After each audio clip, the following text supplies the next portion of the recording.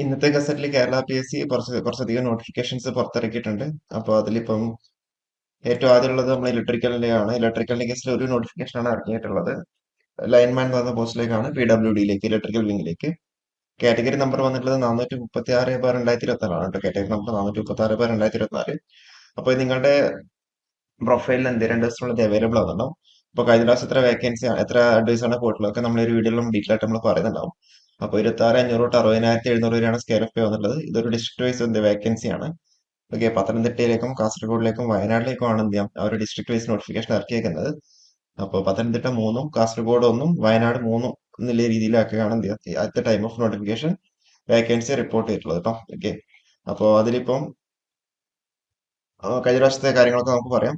അപ്പോൾ ഇത് നിങ്ങൾക്ക് 2 ദിവസത്തിനുള്ളിൽ നിങ്ങളുടെ പ്രൊഫൈലിൽ നിങ്ങൾക്ക് അവിടെ അപ്ലൈ വേണ്ടി പറ്റുന്നുണ്ടാവും. അതേപോലെ വയസ്സ് ഏജ് ലിമിറ്റ് പറഞ്ഞാൽ 19 തൊട്ട് 36 വയസ്സ് വരെയാണ്. അതേപോലെ ക്വാളിഫിക്കേഷൻ എന്ന് പറയുന്നത് നമ്മൾ SLC+ITI എന്നുള്ള രീതിയിലാണ് വരുന്നുണ്ടാവുക. ഓക്കെ, അപ്പോൾ ഇതിന്റെ ഇക്വലന്റ് ക്വാളിഫിക്കേഷൻ ഉണ്ട്. ഇക്വലന്റ് ക്വാളിഫിക്കേഷനിലേക്ക് വരാം. അതേപോലെ MGT or KGT അല്ലെങ്കിൽ ഗ്രേഡ് 3 സർട്ടിഫിക്കറ്റ് ഇലക്ട്രീഷ്യൻ ഉള്ള നല്ല രീതിയിലേക്കാണ് എന്ത് ചെയ്യാം ഒരു ക്വാളിഫിക്കേഷൻ ആയിട്ട് പറഞ്ഞിട്ടുള്ളത്. ഇപ്പൊ ഇക്വലന്റ് ക്വാളിഫിക്കേഷൻ ഉണ്ടാവും. അപ്പോൾ ഇതിലിപ്പോ വേക്കൻസി ഇപ്പൊ 1, 3 എന്നൊക്കെ ഉള്ളതെന്നുണ്ടെങ്കിൽ നമ്മൾ എപ്പോഴും പറയുന്ന കാര്യമാണ്, നിങ്ങൾ ഒരിക്കലും എന്താ വേക്കൻസി നോക്കിയിട്ട് നിങ്ങൾ പഠിക്കരുത്. വേക്കൻസി നോക്കിയിട്ട് നിങ്ങൾ അപ്ലൈ ചെയ്യരുത്. കാരണം ഒരു വേക്കൻസി ഉള്ളൂ. അപ്പൊ നിങ്ങൾക്ക് ഒരു വേക്കൻസി മാത്രമേ ആവശ്യമുള്ളൂ. അപ്പോൾ ഇതിലിപ്പം ലാസ്റ്റ് ഡേറ്റ് വന്നിട്ടുള്ളത് 1/1/2025 കേട്ടോ. ജനുവരി 1 2025 ജനുവരി 1 ലാസ്റ്റ് ഡേറ്റ് വന്നിട്ടുള്ളത്. ഓക്കെ, അപ്പോൾ അതിനുള്ളിൽ തന്നെ നിങ്ങൾ എന്താ അപ്ലൈ ചെയ്യാൻ ശ്രമിക്കുക.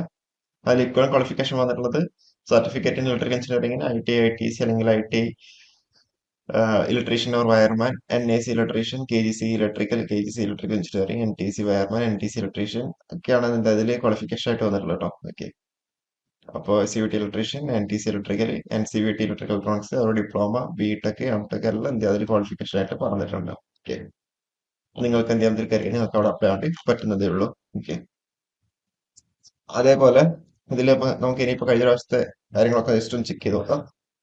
കഴിഞ്ഞ പ്രാവശ്യം എത്രയായിരുന്നു വേക്കൻസി ഉണ്ടായിരുന്നുള്ള കാര്യങ്ങൾ, എത്ര അഡ്വൈസ് ആണ് പോയിട്ടുള്ളതെന്നൊക്കെ നോക്കാം. അതിലിപ്പം തിരുവനന്തപുരം ഡിസ്ട്രിക്ട് നോക്കുകയാണെങ്കിൽ അവിടെ 53 അഡ്വൈസ് പോയിട്ടുണ്ട്. പക്ഷെ അതിൽ 15-ലധികം എന്ത് ചെയ്യാം NJDs ആണ് പോയേക്കുന്നത്. ഓക്കെ, ബാക്കിയുള്ളത് മാത്രമേ എന്ത് ചെയ്യാം എക്സൈറ്റ് ആയിട്ട് ഒഴിവുകളുള്ളൂ. 53 അഡ്വൈസ് പോയിട്ടുണ്ട്. 23 ജനുവരിയിൽ വന്ന റാങ്ക് ലിസ്റ്റ് ആണ്. 26 ജനുവരിയിൽ എന്ത് റാങ്ക് ലിസ്റ്റ് വാലിഡിറ്റി അവിടെ അവസാനിക്കുന്നുണ്ടാവും. ക്യാഷ് ഇതിൽ കൂടുതലും എന്ത് NJDs ആണ്. 15 മേലെ NJDs ആണ് ഇവിടെ റിപ്പോർട്ട് ചെയ്തിട്ടുള്ളത്. ഓക്കെ, തിരുവനന്തപുരം ഡിസ്ട്രിക്റ്റിലേക്ക്.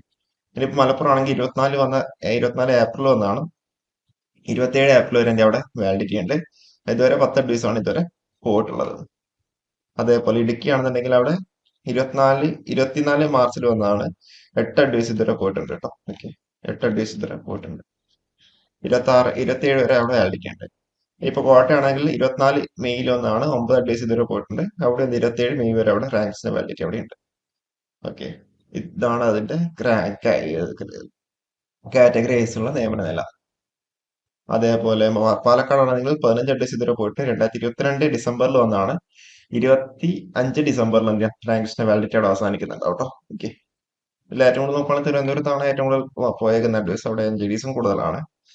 പിന്നെ ഇപ്പൊ നോക്കുകയാണെങ്കിൽ കോഴിക്കോട് ഡിസ്ട്രിക്ട് നോക്കുകയാണെങ്കിൽ 17 അഡ്വൈസ് ഇതുവരെ പോയിട്ടുണ്ട്. 24 ഏപ്രിൽ വന്നാണ് കേട്ടോ. 24 ഏപ്രിൽ വന്നാണ് 17 അഡ്വൈസ് പോയിട്ടുണ്ട്. 27 ഏപ്രിൽ വരെ അവിടെ റാങ്ക് ലിസ്റ്റിന്റെ വാലിഡിറ്റി അവിടെ ഉണ്ട്.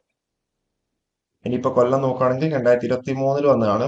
26 ജനുവരി വരെ അവിടെ വാലിഡിറ്റി ഉണ്ട്. 12 അഡ്വൈസ് ഇതുവരെ പോയിട്ടുണ്ട്. അതേപോലെ തൃശ്ശൂർ നോക്കുകയാണെങ്കിൽ 19 അഡ്വൈസ് ഇതുവരെ പോയിട്ടുണ്ട്. 2022 ഡിസംബറിൽ വന്നതാണ്. അപ്പൊ 25 ഡിസംബർ വരെ അവിടെ റാങ്ക് ലിസ്റ്റിന്റെ വാലിഡിറ്റി അവിടെ ഉണ്ട് കേട്ടോ.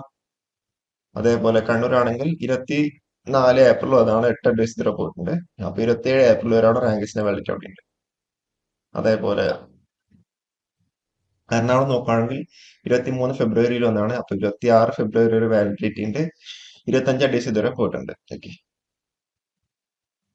അതേപോലെ ആലപ്പുഴ ആണെന്നുണ്ടെങ്കിൽ 2020 ഒക്ടോബറിൽ വന്നതാണ്. അപ്പൊ 23 ഒക്ടോബർ വരെ റാങ്ക് ലിസ്റ്റിനാണ് വാലിഡിറ്റി ഉണ്ട്. ഇതുവരെ 12 അഡ്വൈസ് പോയിട്ടുണ്ട്. അപ്പൊ ആലപ്പുഴയിലേക്ക് എന്താ വിളിച്ചിട്ടുണ്ട് എന്നാണ് ഞാൻ മനസ്സിലാക്കുന്നത്. നോട്ടിഫിക്കേഷൻ സോറി, ആലപ്പുഴ വന്നിട്ടില്ല കേട്ടോ. പത്തനംതിട്ടയും കാസർഗോഡ് വയനാടും മാത്രമേ വന്നിട്ടുള്ളൂ. അപ്പൊ ആലപ്പുഴ ഇതിന് മുന്നേ വിളിച്ചിട്ടുണ്ടോ കാര്യം ഞാൻ ഓർക്കുന്നില്ല. ഓക്കെ, അപ്പൊ 12 അഡ്വൈസ് ആണ് പോയിട്ടുള്ളത്. വയനാട് ഓൾറെഡി കഴിഞ്ഞാണ്. വയനാട് കഴിഞ്ഞ പ്രാവശ്യം 14 അഡ്വൈസ് ആണ് പോയിട്ടുള്ളത് കേട്ടോ. ഇപ്രാവശ്യം അവിടെ 3 അഡ്വൈസ് ആണ് at the time of notification report ചെയ്തിട്ടുള്ളത് കേട്ടോ. അതേപോലെ പത്തനംതിട്ട ആണെന്നുണ്ടെങ്കിലും 6 അഡ്വൈസ് ആണ് കഴിഞ്ഞ പ്രാവശ്യം പോയേക്കുന്നത്.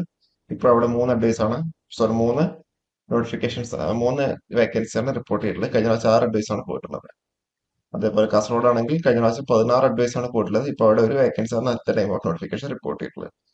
അപ്പോൾ ഇത്രയും കാര്യങ്ങളാണ് പറയാനുള്ളത്. അപ്പോൾ നിങ്ങൾ ഒരിക്കലും എന്താ വേക്കൻസി നോക്കിയിട്ട് നിങ്ങൾ എന്താ അപ്ലൈ ചെയ്യാണ്ടിരിക്കരുത്. ഓക്കെ, വേക്കൻസി നോക്കിയിട്ട് നിങ്ങൾ ഒരിക്കലും അപ്ലൈ ചെയ്യാണ്ടിരിക്കരുത് കേട്ടോ.